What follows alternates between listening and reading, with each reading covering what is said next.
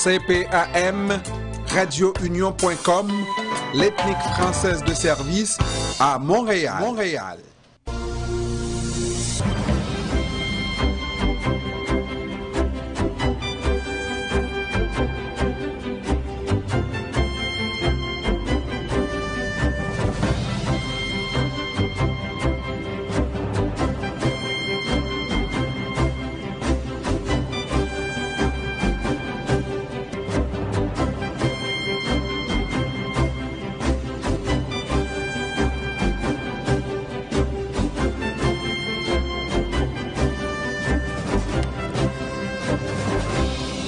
Comment faire pour décarboner le Québec, Madame, Mesdemoiselles, Messieurs? Voilà une grande question.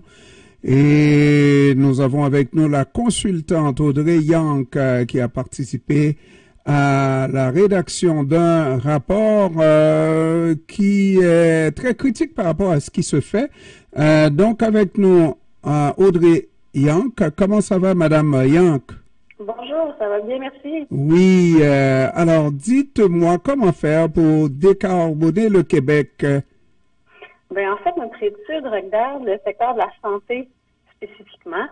Donc, on a regardé comment faire en sorte d'atteindre l'objectif zéro émission du secteur en 2040 au niveau du Québec et en 2050 pour le Canada. Donc, on regarde comment faire en sorte qu'on puisse réduire de façon, en fait, éliminer nos émissions de gaz à effet de serre dans le secteur de la santé.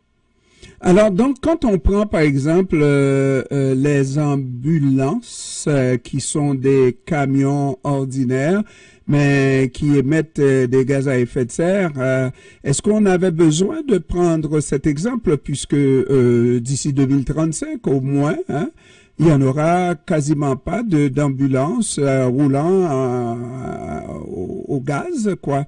Ça sera tout électrique, non?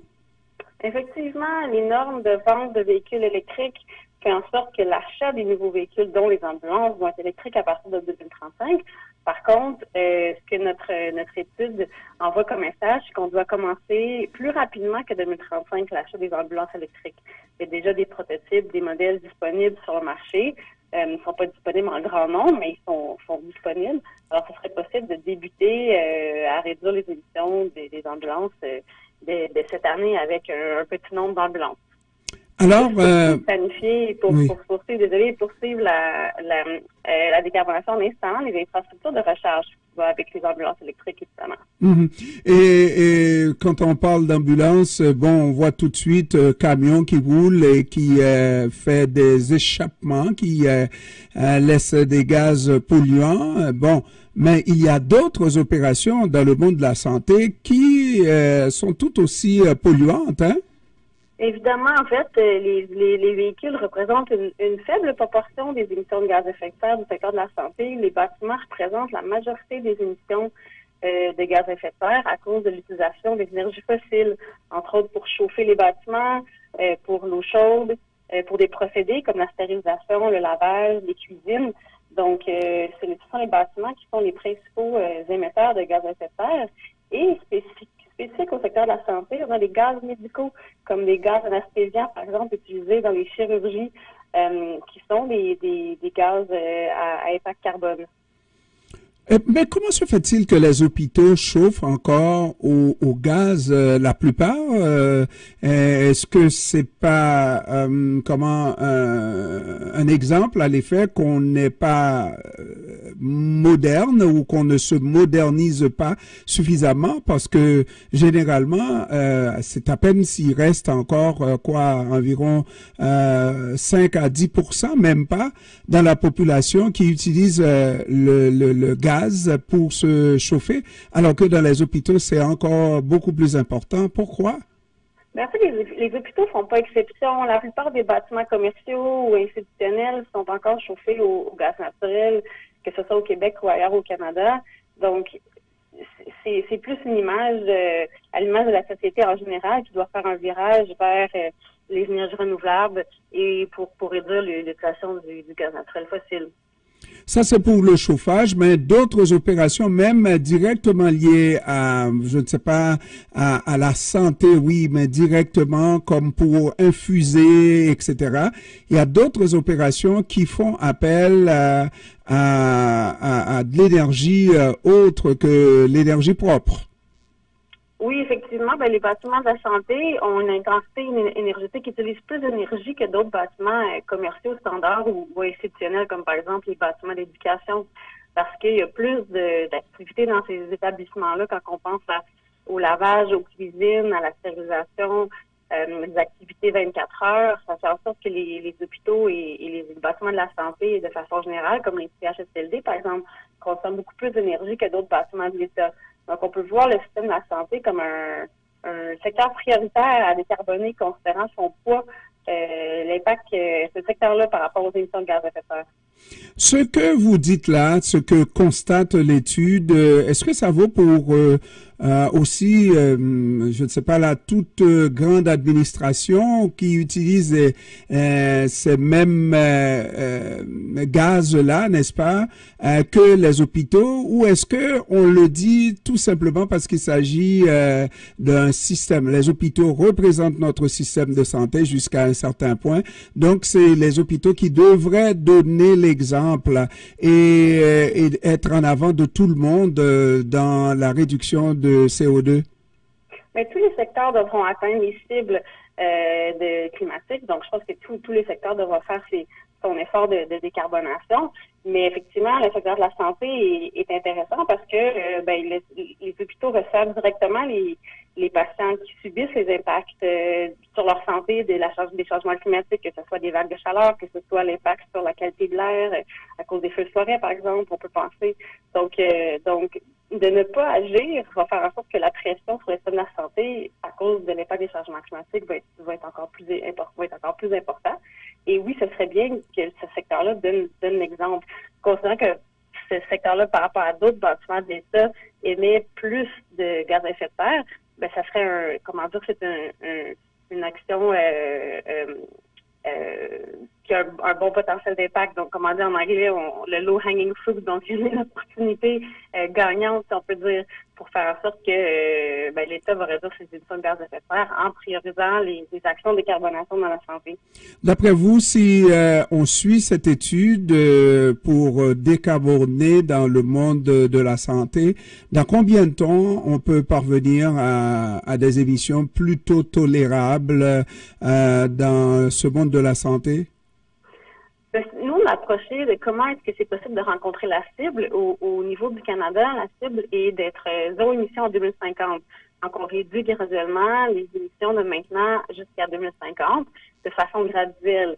C'est sûr que toute action qui va être reportée dans le temps va augmenter la pression dans les années futures pour agir et rencontrer ces cibles-là. Donc nous, on incite à l'action dès maintenant pour que ce soit un processus graduel de réduction des émissions d'ici 2050. Maintenant, lorsqu'on parle de toutes ces recommandations-là, généralement, on a tendance à croire que c'est associé à une augmentation de coûts pour respecter ces recommandations, pour décarboner. Tout coûte plus cher, etc. Et quelquefois même, ça laisse des trous dans des jobs, pour des jobs. Ça diminue le nombre de personnes employées, etc. Comme quoi, c'est en opposition avec la création d'emplois. Ben, c'est deux enjeux importants que vous soulevez au niveau des coûts. Effectivement, il y a des coûts qui viennent avec cette décarbonation-là, mais le fait de ne pas agir, en fait, à terme, va coûter plus cher. Donc, l'impact sur la société des émissions de gaz à effet de serre va nous coûter plus cher que le coût de décarbonation. Donc, ça, c'est un élément. Puis, au niveau des emplois, peut-être qu'il y aurait moins d'emplois associés au secteur des énergies fossiles, mais en fait, tout le chantier de décarbonation et de mesures d'efficacité énergétique qu'on propose vont en fait créer certainement des emplois. On n'a pas quantifié ce chiffre-là, mais c'est une industrie qui est vouée à grandir et s'étendre pour rencontrer les besoins du secteur de la santé ou des autres secteurs en général pour se décarboner. Madame Yank, il n'y a pas longtemps, on dirait que les politiques étaient indifférents, les politiciens indifférents à cette question-là. Est-ce que on constate aujourd'hui qu'il y a une véritable mobilisation, que nos ministres de l'Environnement prennent leurs responsabilités et que ça avance vers les cibles ici au Canada? Nous, de notre côté, on a présenté les résultats de l'étude, autant du côté Québec que Canada, aux décideurs. On sent une écoute et puis une ouverture et une réceptivité, en fait, par rapport à nos recommandations. Par contre, c'est certain qu'on attend de voir que les bottines suivent les badines et que les budgets dédiés à la décarbonation soient créés pour permettre d'éviter la pression sur les budgets opérationnels actuels, mais de s'assurer qu'on a vraiment les fonds requis pour donner les moyens, les ambitions là, aux gens du secteur pour prendre acte et mettre de l'avant la décarbonation. Il n'y a pas longtemps, on dirait que dans un ministère, dans un cabinet ministériel, le ministère de l'Environnement avait le complexe de l'enfant pauvre, n'est-ce pas, de la famille. On dirait que les choses ont tendance à changer, que c'est un ministère d'importance aujourd'hui, le ministère de l'Environnement. Effectivement, on peut plus négliger les impacts des changements climatiques. Donc, je pense qu'il y a effectivement une importance à ce ministère-là. Il y a un rôle à jouer important dans l'atteinte des cibles. Et puis, ensuite, c'est sûr que c'est de travailler en collaboration, donc ne pas être en silo. Et l'ensemble des ministères concernés, dans ce cas-ci, le ministère de la Santé devra travailler en collaboration avec le ministère de l'Environnement pour atteindre ces cibles-là. Alors, donc, je pense qu'on a tout dit. Audrey Yank, consultante, et qui a participé aussi à la rédaction de ce rapport qui concerne les CO2 qu'on doit réduire, décarboner surtout les hôpitaux, les opérations des hôpitaux du Québec et du Canada, et avec plein de recommandations et des recommandations qu'on dirait simples, hein, Madame Young? Qu'on dirait simple, ben effectivement, on montre qu'il y a des mesures fortes qu'on peut mettre en œuvre. Ça n'enlève pas la complexité de les mettre en œuvre, mais on souligne qu'il y a un potentiel important, entre autres, au niveau de l'efficacité énergétique. Donc, il y a des économies associées à la réduction de la consommation d'énergie. Donc, on a des belles opportunités dans le cadre de cette décarbonation-là pour réduire nos coûts d'opération, réduire les coûts d'énergie, pour éviter que la décarbonation soit un projet de trop grande envergure. Donc, ça va de pair, efficacité énergétique et décarbonation. Il y a plein de belles mesures, effectivement, qu'on met de l'avant pour démontrer qu'on peut, dès maintenant, prendre des initiatives pour aller dans la bonne direction. Madame Yank, Audrey de son prénom, consultante, qui a donc participé à cette étude. Je vous remercie, Madame Yank, d'avoir pris du temps de nous parler cet après-midi. Ça me fait plaisir. Merci beaucoup. Merci. Au revoir.